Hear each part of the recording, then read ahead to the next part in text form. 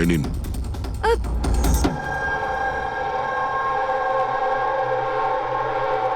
হ্যাঁ বলুন। Sir sir আমি মেন্টাল হেলথ ফাউন্ডেশনের সুইসাইড হেল্পলাইনের ভলান্টিয়ার। আচ্ছা, যারা ডিপ্রেশনে থাকে বা সুইসাইড করার চেষ্টা করে তাদের কাউন্সেলিং করি। একটা মেয়ে কি প্রবলেম কি ছিল ওর? Domestic violence sir. স্যার ওই মেয়েটা বলছিল যে ওর স্বামী ওকে নেশা করে ওকে যা তা গালাগালি দেয়, ওকে মারধর করে, আবার ওকে ভয়ও দেখায় যে ওকে প্রাণে মেরে দেবে, আর তাও কিনা ওর সার্ভিস পিস্তল দিয়ে। সার্ভিস পিস্তল? আচ্ছা, আপনি কি করে জানলেন যে ওর কাছে যে পিস্তল আছে সেটা সার্ভিস পিস্তল? স্যার এই ওয়ার্ড ওই মেয়েটা ইউজ করেছিল, সার্ভিস পিস্তল। স্যার কোনো আর্মির বা পুলিশের লোক হবে। তা আপনি ওনাকে বললেন না যে পুলিশে কমপ্লেন করতে গিয়ে? বলেছিলাম আমি ওকে। হাসতে থাকলো, বললো পুলিশ ওকে কোনোভাবেই হেল্প করতে পারে না। আজ ও সুইসাইড করতে চলেছে। ওর পেটে 7 মাসের বাচ্চাও আছে। মাই গড। একটু আগেই ও কল করেছিল আমাকে।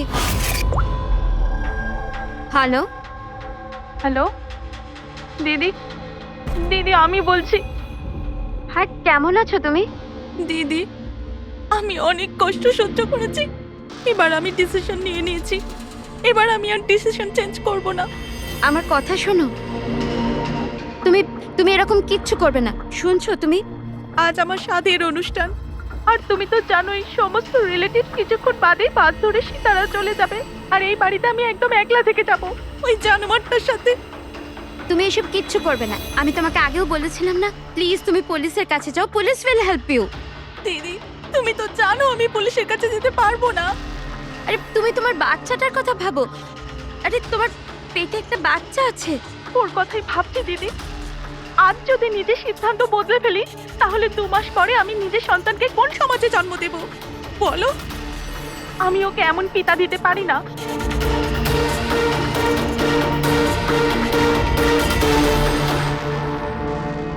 আচ্ছা, আপনি কি ওনার নাম্বারটা দিতে পারবেন? না স্যার, আমাদের সব কল এনক্রিপ্টেড হয়। ও না তো আমার কাছে পেশেন্টের না নাম আছে না নাম্বার। পেশেন্টের আইডেন্টিটি সিক্রেট থাকে। হ্যাঁ, হয়তো তারপর কেউ কলই করবে না, এটা ভেবে যে তাদেরকে নিয়ে মজা করা হবে। স্যার এই নাম্বারটা জানার জন্য তো কোর্টের অর্ডার লাগবে স্যার। না অভিজিৎ, তাতে সময় চলে যাবে। অত সময় নেই আমাদের কাছে। ওই বেচারি মহিলা এতদিন ধরে অত্যাচারিত হচ্ছে, তাছাড়া ওনার পেটে 7 মাসের বাচ্চা রয়েছে। তার উপরে আমাদের কাছে ওর ব্যাপারে কোনো তথ্যই নেই স্যার। এই ডায়েরিটা আছে আমার কাছে, ও আমাকে যে কল করে তার সব ডিটেলস আছে। আমার স্টাডির জন্য আমি নোটস বানাই, হয়তো এটা আপনাদের কোনো কাজে লাগবে। দেখি স্যার, লাস্ট পেজে লেখা রয়েছে সব আত্মীয় স্বজন বাস ধরে সাতারা চলে যাবে। আমাদের কাছে শুধু মেয়েটার ব্যাপারে এইটুকুই ইনফরমেশন আছে যে ওর হাজবেন্ডের কাছে একটা সার্ভিস রিভলভার আছে। নাম্বার 2, মেয়েটার পেটে 7 মাসের বাচ্চা রয়েছে। ওই মেয়েটার ফ্যামিলি সাতারা যাবে। সমস্ত বাস ডিপোতে গিয়ে খোঁজ নাও, দেখো কোনো বাসে এমন কোনো ফ্যামিলি আছে কিনা যারা সাধের অনুষ্ঠানে যাচ্ছে, সাতারার দিকে যাচ্ছে। শহরের যত গাইনোকোলজিস্ট আছে প্রত্যেকের লিস্ট বের করো, আর দেখো এমন কোন পেশেন্ট আছে যে 7 মাসের প্রেগনেন্ট। স্যার এটাই শেষ বাস ডিপো যেখান থেকে সাতারার বাস যায়।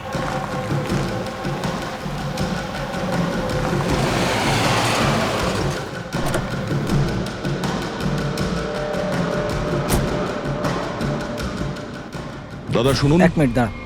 আজ দুপুরে এখানে এই ডিপো থেকে সাতারার বাস ছাড়ার কথা ছিল না? না, একটা বাস তো যাওয়ার কথা ছিল, কিন্তু 1 ঘন্টা আগে। আসলে ইঞ্জিনটা খারাপ হয়ে যাওয়াতে লেট হয়ে গেছে। সেই বাসটা কোথায় আছে? ওই যে ওই বাসটা। এইটা? এটা? হ্যাঁ হ্যাঁ। আচ্ছা, আপনারা সাতারা যাচ্ছেন তো? হ্যাঁ। হ্যাঁ, কেন? আপনারা কি এখানে সাধের অনুষ্ঠানে এসেছিলেন? হ্যাঁ, কিন্তু আপনারা কারা? দেখো, আমরা সিআইডি থেকে আসছি। এই 7 টাকার ছিল। আমার আত্মীয় নয়নার। কিন্তু কি হয়েছে? এই নয়না কোথায় থাকে? ওর ঘরের অ্যাড্রেসটা দাও তো। B200 Shantiniwas Versova. Thank you, thank you. হ্যাঁ দয়া। এই ডিপোতে একটা ফ্যামিলি পাওয়া গেছে। হ্যাঁ, ওরই ফ্যামিলি। আর মেয়েটার নাম হলো নয়না, ঠিকানা হলো B200 শান্তিনিবাস বারসোয়া। আচ্ছা তাই নাকি? ভাই গাইনোকোলজিস্ট আমাদের এই অ্যাড্রেসে দিয়েছেন। তুমি ওখানে পৌঁছো, আমরা ওখানেই যাচ্ছি। ঠিক আছে, আমরা পৌঁছাচ্ছি। ওকে। বারসোবা।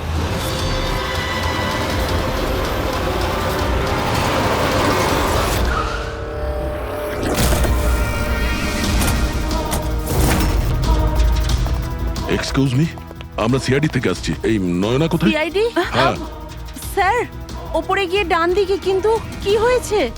কি হয়েছে স্যার?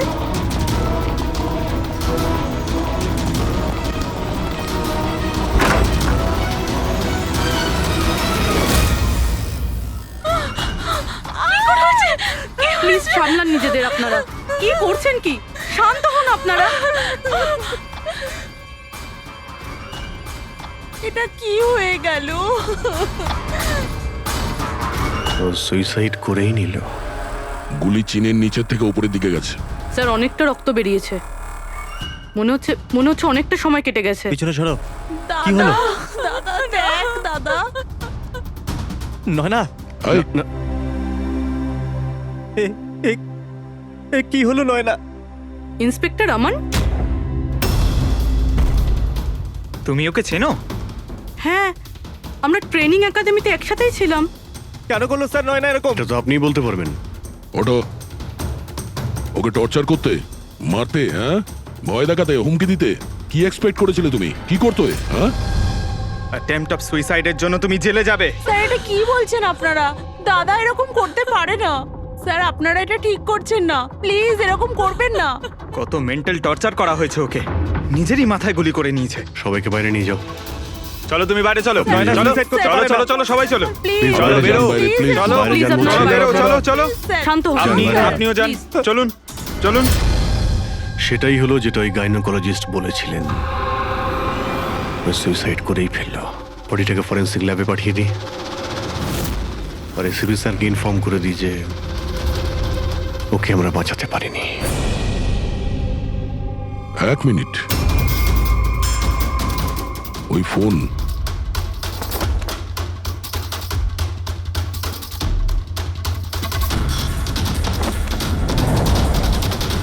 কিন্তু কোথায় যেতে পারে? আচ্ছা, ওনার ফোন কি কেউ দেখেছেন কোথাও? আপনি জানেন? কেউ দেখেছেন কি? হ্যাঁ, স্যার আমি ফোন করছি ওর নাম্বারে।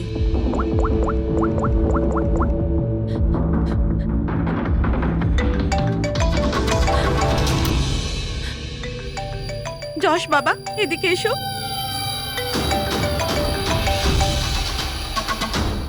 ফোন তোমার কাছে দাও।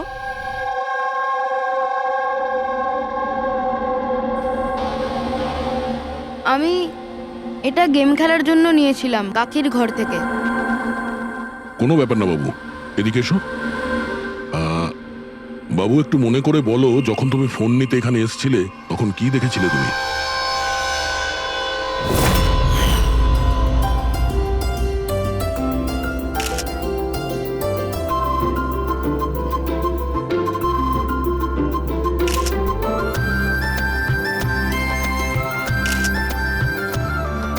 নয়না কত খুশি লাগছে তাই না?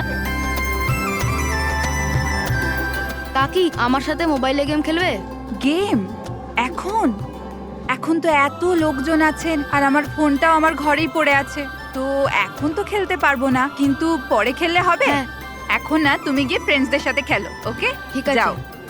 আরে দাদা, বৌদির সাথে গিয়ে ফটো তুল না। হ্যাঁ আমি যাচ্ছি।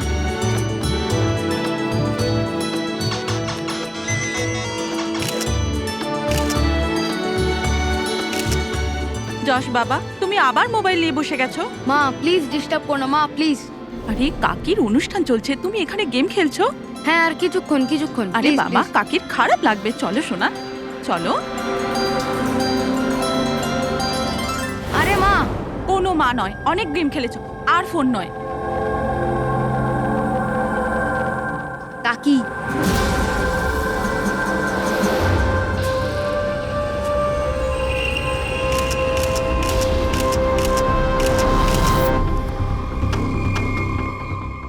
কাকির ফোন কোথায় থাকতে পারে?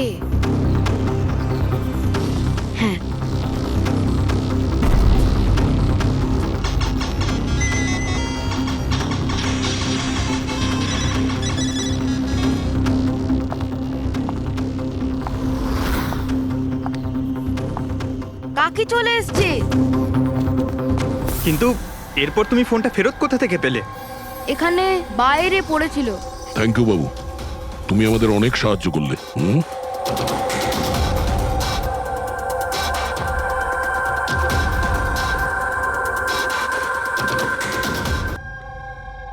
আপনি কি নিজে বলবেন নাকি আমাদের জিজ্ঞাসা করতে হবে? তুমি নিজে একজন পুলিশ অফিসার, তুমি তো জানো যে আমরা ইন্টারোগেশন কি করে করি। হুম, স্যার স্যার আমি ওকে ট্রেনিং এর সময় থেকে চিনি। He is one of the best officers. Sir sir আমার মনে হয় না ও এরকম করতে পারে। মানুষ পাল্টে যায় পুরবি, সব এভিডেন্স ওর বিরুদ্ধে, আর সেটা তুমি খুব ভালো করে জানো।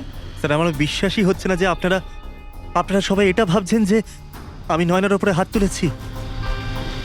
খুব ভালোবাসতাম স্যার আমি ওকে, ওর সন্তানের বাবা হতে চলেছিলাম স্যার আমি।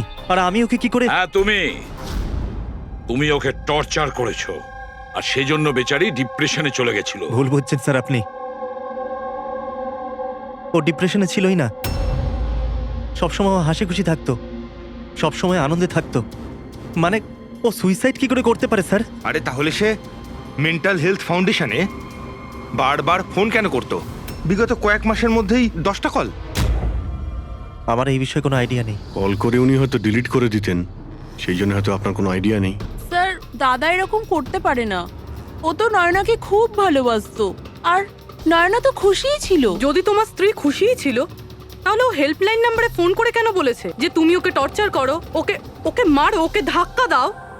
কেন আমান, উত্তর দাও। পুরবি ওর কাছে কোনো উত্তর থাকলে তো দেবে।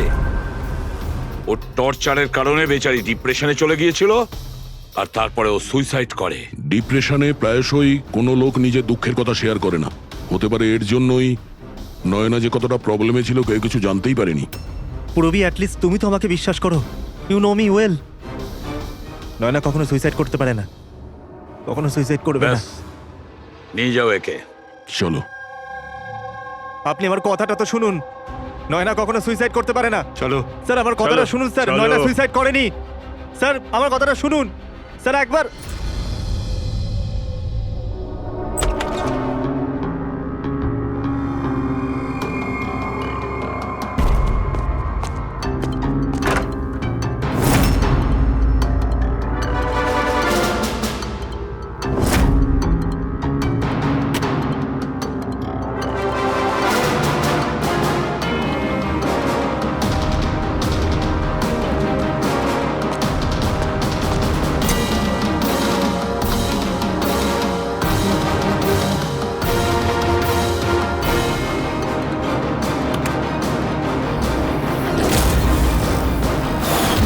স্যার নয়না যখন সুইসাইডই করতে চাইছিল তাহলে ওর আসন্ন সন্তানের জন্য অনলাইন ওয়েবসাইট থেকে বেবি প্রোডাক্টসের শপিং কেন করেছিল? যাতে কারোর সন্দেহ না হয়। হতে পারে, কিন্তু স্যার আমার মনে হয় এটা একটু আশ্চর্য ব্যাপার স্যার। পুরো ব্যাপারটাই আশ্চর্য।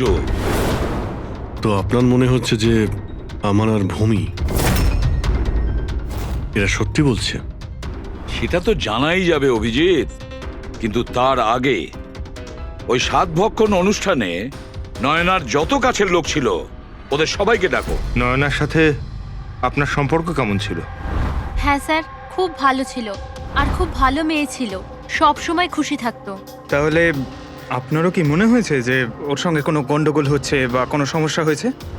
আমরা অনেক কথা বলতাম, কিন্তু কখনো মনে হয়নি যে ওর হাজবেন্ডের সাথে বা বিয়ে নিয়ে কোনো প্রবলেম ছিল। শোনো বাবা, তোমার তোমার কাকিমাকে কেমন লাগতো? ভালোবাসতেন তোমায়? হ্যাঁ, কাকি আমাদের বাচ্চাদের খুব ভালোবাসতো, আর আমাকেও খুব ভালোবাসতো। উনি ওনার ফোনে আমায় গেমও ইনস্টল করতে দিয়েছিল। আচ্ছা, কাকিমা কখনো তোমাকে এমন কোনো কথা বলেছিল যেমন ওনার তোমার কাকার সাথে কোনো ঝগড়া হয়েছে অথবা ঝামেলা হয়েছে, এরকম কিছু? না, কাকি প্রেগনেন্ট ছিল তো, তাই জন্য উনি তাড়াতাড়ি রেগে যেতেন। আর মাই আমায় বলেছিল যে আমি যেন ওনাকে বিরক্ত না করি। আচ্ছা, নয়নার ব্যবহারে আপনার মানে কোনো সন্দেহ হয়েছিল? না, একদমই না। ও তো খুব খুশি ছিল, পুজোতে ফাংশনে ডান্সও করেছিল। ইনফ্যাক্ট অনেক বেশি এক্সাইটেড ছিল নিজের ফটোশুট নিয়ে। আর কোনো ছবি আছে? স্যার নয়না যতগুলো ফটো সব এর মধ্যেই আছে। ঠিক আছে, এগুলো আমরা রেখে দিচ্ছি। এখন আপনি আসতে পারেন। Thank you very much. Thank you sir. Sir, সবকিছু শোনার পরে আমার তো মনে হচ্ছে যে এ এমন সত্যি কথাই বলছে। ওর ওয়াইফ যদি এত আনন্দেই থাকে তাহলে সুইসাইড কেন করতে গেল? সেটাই তো, সুইসাইড কেন করবে? গোলমাল আছে অভিজিৎ, কিছু না কিছু গোলমাল আছে। রাধার যে কটা ইনফরমেশন দেওয়ার ছিল সব দিয়ে দিয়েছে, তবু বুঝতে পারছি। একটা কাজ করো, ওই মেন্টাল হেলথ ফাউন্ডেশনে গিয়ে ওই নয়নার ব্যাপারে যা কিছু জানতে পারবে বের করে নিয়ে এসো। ওখানকার অপারেটরদের সঙ্গেও কথা বলো, খুঁটিয়ে খুঁটিয়ে ইনফরমেশন বের করো। হয়তো এমন কোনো কথা ও জানতো নয়নার ব্যাপারে যেটা আমাদের কাজে লাগবে।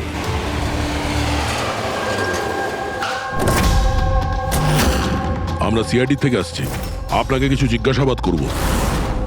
এই নাম্বারটা থেকে আপনার ফাউন্ডেশনে একজন লেডি ফোন করতেন, উনি সুইসাইড করেছেন। এর পুরো ইনফরমেশন চাই আমাদের। কবে কল করেছিল, কতবার করেছিল, কখন করেছিল, পুরো ডিটেল। আমি এক্ষুনি চেক করছি।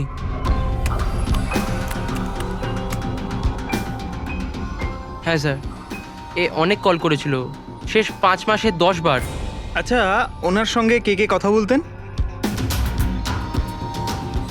অ্যাকচুয়ালি স্যার, এনার সমস্ত কল রাধা ম্যাম হ্যান্ডেল করতেন, আর উনি এখানে ভলেন্টিয়ার। যখন এনার ফার্স্ট কল এসেছিল তখনও রাধা ম্যামেরই এখানে শিফট ছিল, আর তারপর উনি যখনই এখানে ফোন করেন বলেন রাধা ম্যামের সাথে কথা আছে। এই কলারের ব্যাপারে কিছু মনে পড়ছে? কোনো বিশেষ কথা, কিছু অদ্ভুত হয়েছে? এই কলারের ব্যাপারে স্যার, হ্যাঁ স্যার, একবার হয়েছিল স্যার। এই দেখুন স্যার, একই দিনে 2 বার কল এসেছিল। তো এতে অদ্ভুত কি? আমার মনে আছে স্যার, যেদিন প্রথম কল এসেছিল।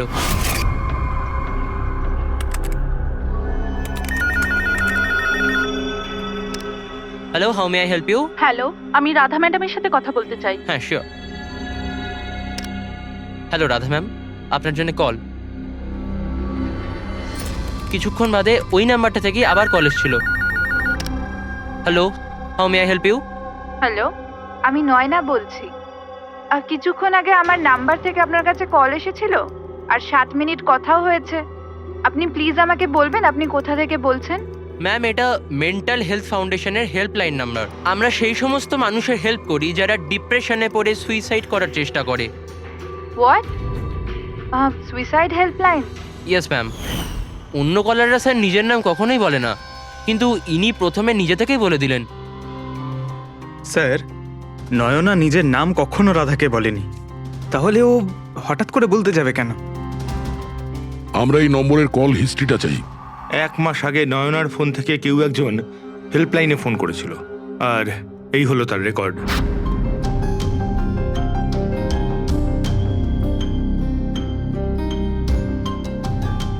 দশ তারিখ তো সেকেন্ড স্যাটারডে ছিল। তো তো কি হয়েছে? কারণ সেকেন্ড আর ফোর্থ স্যাটারডে বাড়িতে ওর বন্ধুরা আসতো। মানে ওদের মধ্যে কেউ? এই এই দুটো কল তো দুপুরে দেখাচ্ছে।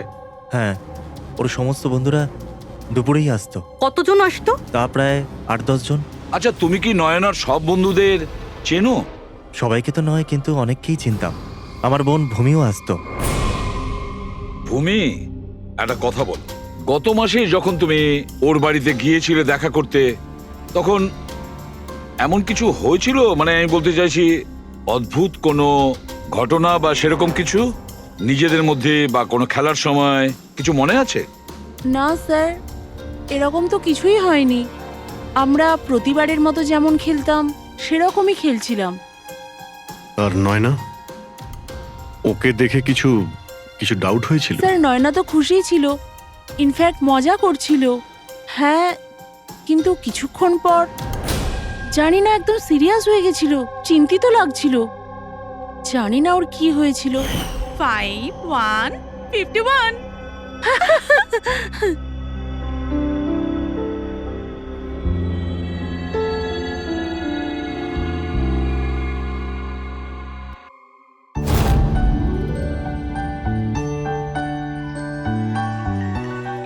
মনে হচ্ছে এর যে হবু বাচ্চা হবে না, সে খুব লাকি। হ্যাঁ রে, নয়তো আগে কখনো নয়নার জিততো না। ওহো, মনে হচ্ছে কেউ জেলাস হচ্ছে। আরে নয়না, দাদাকে একটা ফোন করো না, রাতের অর্ডারের জন্য একবার মনে করিয়ে দাও না। ফোন কোথায় আমার? আরে একটা কাজ করো, নাও আমার ফোন থেকে কথা বলো।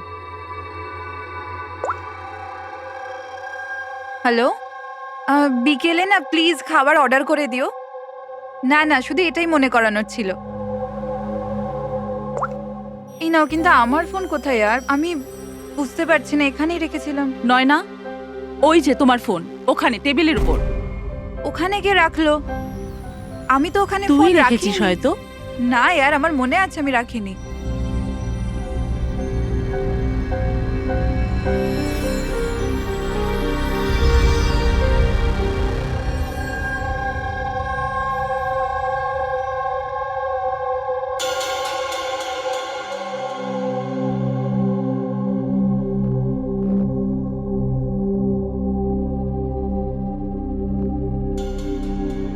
কে কল করেছিল?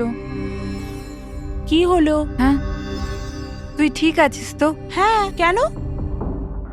জানবি, তোর কোনো টেনশন নেই তো? না, কোনো প্রবলেম নেই। কেন?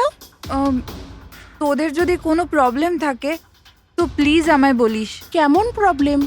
কি বলছিস তুই? তোর কি হয়েছে হঠাৎ করে? আরে কিছু হয়নি, প্রেগন্যান্সির মধ্যে এরকম মুড সুইংস হয়ে থাকে, এটা একটা ন্যাচারাল ব্যাপার। চলো আমরা সবাই খেলাটা কন্টিনিউ করি। স্যার, নয়না ভূমির ফোন থেকে আমানের সাথে কথা বলছিল দুপুর 1:03 থেকে 1:04 পর্যন্ত। 1:04 পর্যন্ত? আরে সুইসাইড হেল্পলাইনে যে প্রথম ফোন করা হয়েছিল 7 মিনিটের জন্যে, সেটা 12:57 থেকে 1:04 অবধি চলেছিল। আর সেকেন্ডটা 1:20 থেকে 1:21 পর্যন্ত। তার মানে অভিজিৎ, ওই 7 মিনিটের কলটা নয়না নিজে করেনি। কারণ ওই সময় নয়না অমনের সাথে কথা বলছিল ভূমির ফোন থেকে। এক্স্যাক্টলি। তার মানে ওই ফোনটা নয়নার কোনো বন্ধুই হয়তো করেছিল। আপনি কাউকে দেখেছিলেন ওর ফোন তুলতে বা ওর ফোন ব্যবহার করতে? না, আমি তো কাউকে দেখিনি। তার মানে ওই কলটা অন্য কেউ করেছিল। আর স্যার, নয়না যখন ওর ফোনটা খুঁজে পায় আর ওখানে লাস্ট ডায়াল আননোন নাম্বারটা চেক করে, আর তারপর যখন ওই নাম্বারে ফোন করে তখন ও জানতে পারে যে ওটা কোনো সুইসাইড হেল্পলাইনের নাম্বার।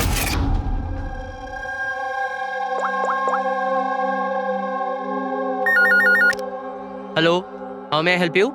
হ্যালো, আমি নয়না বলছি। কিছুক্ষণ আগে আমার নাম্বার থেকে আপনার কাছে কল এসেছিল আর 7 মিনিট কথাও হয়েছে। আপনি প্লিজ আমাকে বলবেন আপনি কোথা থেকে বলছেন? ম্যাম, এটা মেন্টাল হেলথ ফাউন্ডেশনের হেল্পলাইন নাম্বার। আমরা সেই সমস্ত মানুষের হেল্প করি যারা ডিপ্রেশনে পড়ে সুইসাইড করার চেষ্টা করে। হোয়াট? Suicide helpline? এটা জানতে পেরে ও চিন্তায় পড়ে যায় আর ভাবতে আরম্ভ করে সুইসাইড কে করতে চায়। স্যার, এই ফোন কলটা নয়না যদি না করে তাহলে এটাও তো হতে পারে যে আগে যে সমস্ত কলগুলো করা হয়েছে সেটা নয়না করেনি, অন্য কেউ করেছে। ভূমি, তুমি ওই গেম খেলার সময় ডায়েরি রাখো তো? মানে স্কোর নোট করো তো প্রত্যেকটা খেলার? ব্যাস, ওই ডায়েরিটা আমার চাই। Okay sir. আর এই যে প্রত্যেক সেশনে 4টে নাম রয়েছে যারা সব সময় থাকে: ভূমি, পারুল, জাহ্নবী আর শীতল।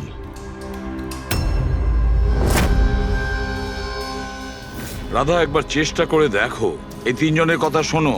দেখো, এই 3 জনের মধ্যে কেউ কি তোমার সঙ্গে কথা বলেছিল? আমি এসব কেন করব? আমি আমার লাইফে খুব খুশি। আমি সুইসাইড কেন করব? যদি আমি ফোন করতাম তো নিজের ফোন থেকে করতাম, নয়নার ফোন থেকে কেন?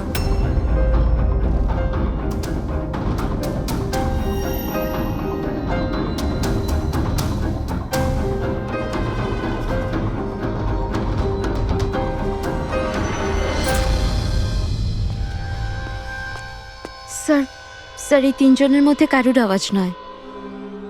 স্যার, হ্যাঁ, এই 3 জন তো না বলছে, শুধু শীতল বাকি আছে। ওর ব্যাপারে কিছু জানতেই পারছি না। কিছু জানতে পারোনি মানে কি বলতে চাইছো? স্যার, এই 3 জনের মধ্যে কেউ শীতলকে চেনেই না। জাহ্নবী বলল শীতলের সাথে নয়নার গাইনোকোলজিস্টের চেম্বারে দেখা হয়েছিল আর ওখানে ওদের বন্ধুত্ব হয়ে যায়। শীতলকে এদের মধ্যে কেউই পার্সোনালি চেনে না। কোনো ব্যাপার না, ওই তিনজনের হেল্প নিচ্ছি আমরা। এবার শীতলের স্কেচ করাবো আমরা, তারপরে দেখবো।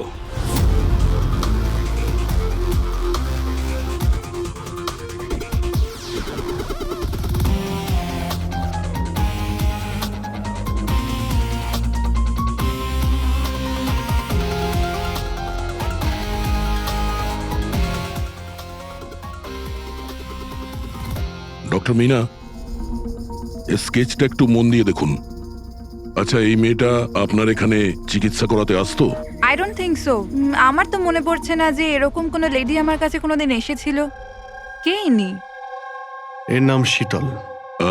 আমরা এটা বুঝতে পারি যে আপনার এখানে এত পেশেন্ট আসে যে এই সমস্ত পেশেন্টের নাম মনে রাখা তো মুশকিলের ব্যাপার। রাইট, বাট আমি আমার সব পেশেন্টদের পার্সোনালি চিনি। অ্যান্ড আই এম শিওর শীতল নামের কোনো পেশেন্ট আমার কোনোদিন ছিলই না। আচ্ছা, এই যে আপনার ক্লিনিকে সিসিটিভি ক্যামেরা লাগানো রয়েছে, এর ফুটেজ আমরা পেতে পারি? I don't think so, because ওটার স্টোরেজ ফুল হয়ে গেছিল, তাই আমাদের ডিলিট করতে হয়েছিল। ওকে, anyway, thank you.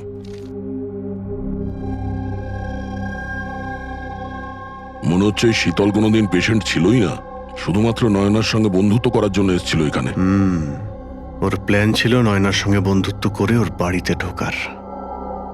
Professional fraud মনে হচ্ছে, আটকাতে হবে ওকে। তুমি কি একে চেনো? এটা তো শীতল, নয়নার বন্ধু। এ তো প্রায় বাড়িতে আসতো। নয়না শীতলের বন্ধুত্ব কবে কোথায় হয়েছে কিছু জানো তুমি? না, আমি জানি না, কিন্তু তাতে কি যায় আসে? যখন আমার নয়নাই রইল না, তখন এইসব। এ কি ধরনের পাগলামি করছো? হ্যাঁ, একটু ভেবে দেখো তো। যদি তুমি নির্দোষ হও তাহলে কেউ তো তোমায় ফাঁসানোর চেষ্টা করেছে। তোমাকে নয়নার খুনি সাব্যস্ত করে ওর অনেক লাভ আছে, এই জন্য ও তোমাকে ফাঁসাচ্ছে। হ্যাঁ, এমন কে আছে যে তোমাকে আর নয়নাকে ঘৃণা করে? আমি কিছু জানি না। তাহলে কি ভূমি ওই আবার প্রপার্টি লোভে করেনি তো?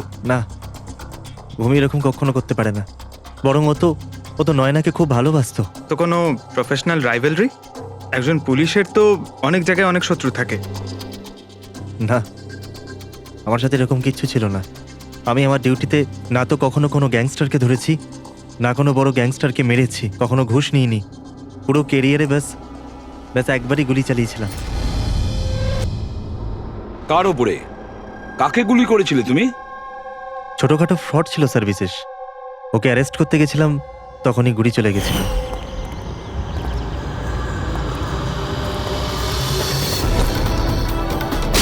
বিশেষ খবরদার ইন্সপেক্টর।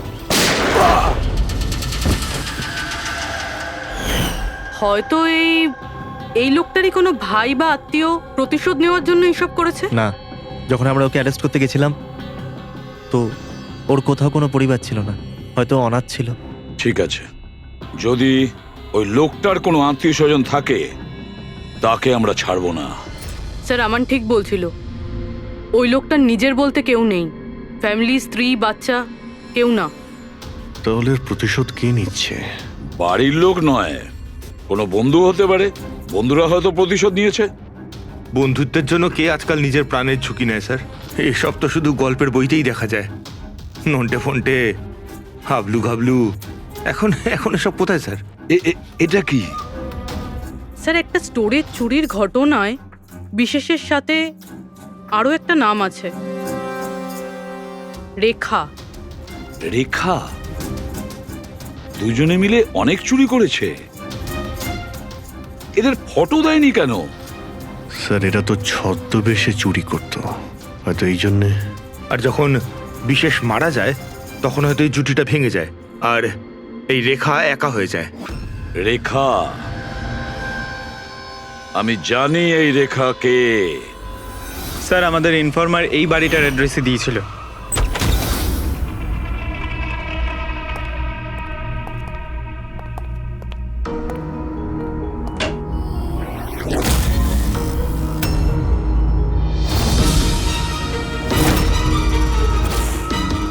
দেখো একটু।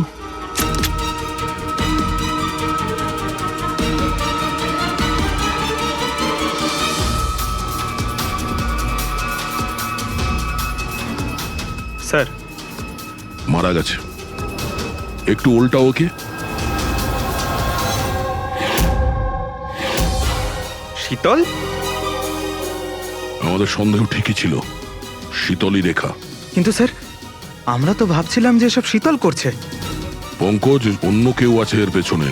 ও জানতে পেরে গেছিল যে আমরা শীতলের কাছে যে কোনোভাবেই হোক পৌঁছে যাব।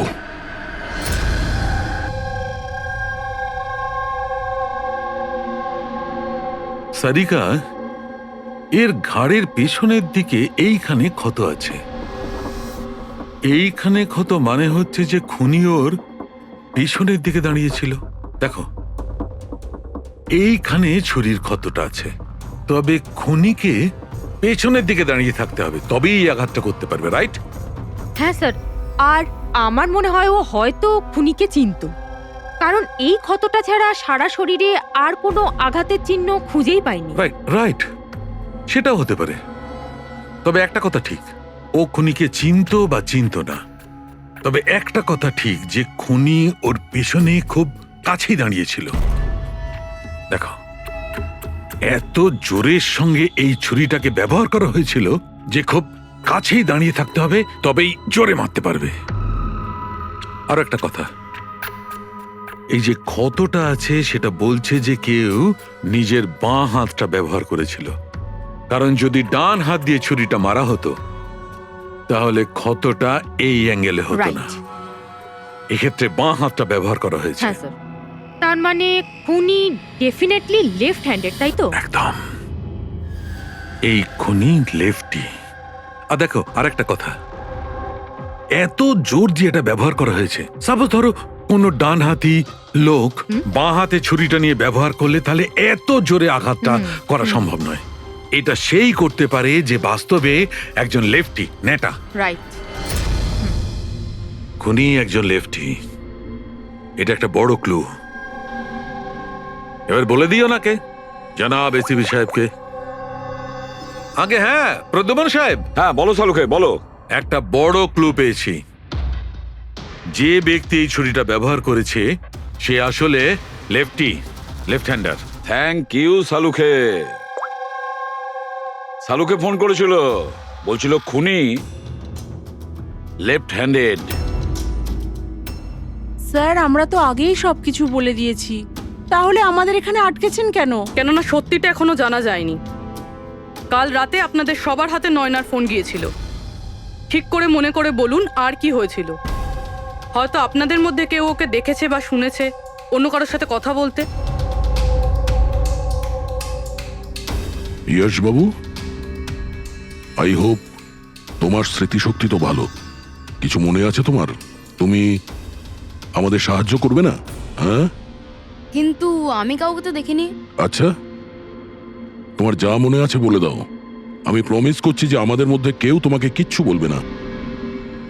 আমি কাকির রুমে তো গিয়েছিলাম, কিছুক্ষণের জন্য ফোন নিতে গেছিলাম। তারপর আমি গেম খেলছিলাম, আর আর কেউ আসছিল ওখান থেকে। তারপর আমি ফোনটা ওখানে সাইডে রেখে চলে গেছিলাম। কোন কোন গেম খেলছিলে তুমি? স্যার এটা কাকির মোবাইলে তুমি এই গেমটাই খেলছিলে? হ্যাঁ, আমি আর আমার বন্ধু নীলজ আমরা সবসময় এই গেমটাই খেলি। এই গেম তো অনেকেই একসঙ্গে খেলতে পারে, আর সবাই একে অপরকে দেখতেও পায়। তো নীরজ তোমাকে দেখতে পাচ্ছিল যখন তুমি ফোন ওখানে রাখো। স্যার ফোনে তো রেকর্ড হচ্ছিল, ওখানে কি হয়েছিল সেটা নীরজের ফোন থেকে জানা যেতেই পারে। ঠিক আছে, আমরা নীরজকে ডেকে নিচ্ছি। ঘাবড়াবে না, এখানে আমরা সবাই তোমার বন্ধু। শুধু কিছু জিজ্ঞেস করার আছে ইনফরমেশনের জন্য। যে গেম তোমরা খেলো না মোবাইল থেকে, সেগুলোর ব্যাপারে। যখন তুমি নিজের মোবাইলে গেম খেলছিলে তোমার বন্ধুর সাথে, তখন তুমি ওকে দেখতে পাচ্ছিলে তো? হ্যাঁ। আচ্ছা, আর একটা কথা বলো, যখন তুমি ওকে দেখতে পাচ্ছিলে তখন কি তুমি ওর পেছনে কাউকে দেখেছিলে? না, শুধু যশই ছিল। 1 মিনিট স্যার। যখন যশ ফিরে এলো না ততক্ষণ স্ক্রিন লক হয়নি। স্ক্রিন লক হয়নি মানে? স্যার মানে গেম অ্যাক্টিভ ছিল, আর যখন গেম অ্যাক্টিভ থাকে তখন ও নিজে নিজেই স্ক্রিনশট নেয়। তাহলে তখনও নিশ্চয়ই নিয়েছে, আর প্রত্যেকটা স্ক্রিনশট ফোনে সেভ হয়ে থাকে। হ্যাঁ স্যার। দাও তোমার ফোনটা দাও। Thank you.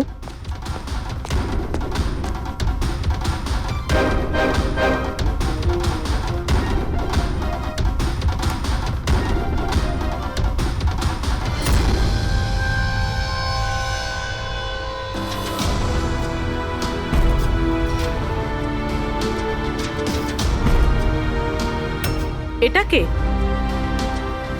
এটা এটা নয়না তো নয়। না, এটা নয়না নয়।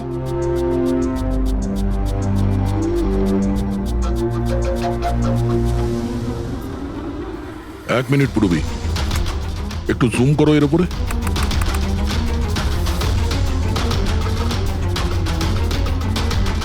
মেহেন্দি আর লেফট হ্যান্ডে এর হাতে মেহেন্দি এইভাবে কেন রয়েছে? সেটা এই কারণে অভিজিৎ, কারণ এই হাতটা যে মহিলা, সে মহিলা ওখানে বাকি সবাইকে মেহেন্দি পড়াতে এসেছিল, আর ও লেফট হ্যান্ডেড। সবার আগেও শীতলকে দিয়ে হেল্পলাইনে ফোন করায়। রাধাকে একটু কলটা ট্রান্সফার করুন না প্লিজ। হ্যাঁ শিওর।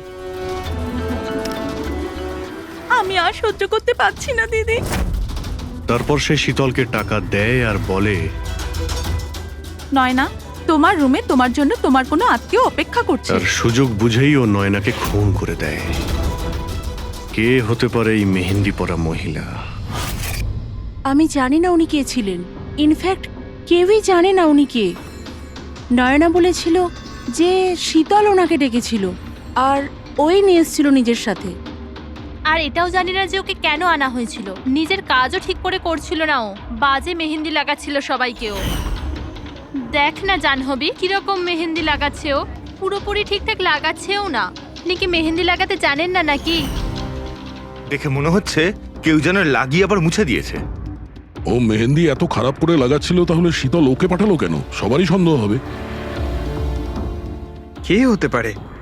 আমি জানি স্যার, ও আমাদের চোখের সামনেই ছিল।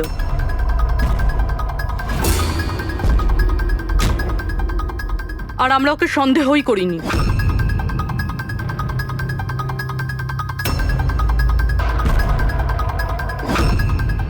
আপনি সামনে আসুন।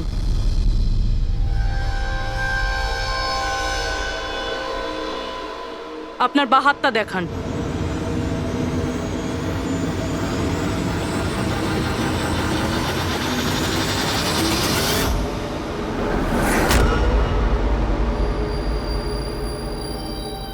এই দেখুন স্যার। রাধা দেবী? স্যার আমি এনার ওই ডায়েরি অনেকক্ষণ ধরে দেখেছি। ওতেও কালি এভাবেই ছড়িয়েছিল যেভাবে ওনার মেহেন্দি রয়েছে। যারা লেফট হ্যান্ডেড হয় তারা যখন কোনো কাগজে লেখে তখন এইভাবেই লেখে, আর যা কিছু আগে লেখা ছিল তার ওপরেই ওর হাতটা ঘষে যায়, ফলে ওই কালি বা রং হাতে লেগে যায় যেভাবে রাধার হাতে লেগে আছে, তাই না? কেন মারলে তুমি নয়নাকে? কি ক্ষতি করেছিল তোমারও? হ্যাঁ, কারণ তুমি আমার বিশেষকে মেরেছিলে। তুমি আমার বিশেষের প্রাণ নিয়েছিলে।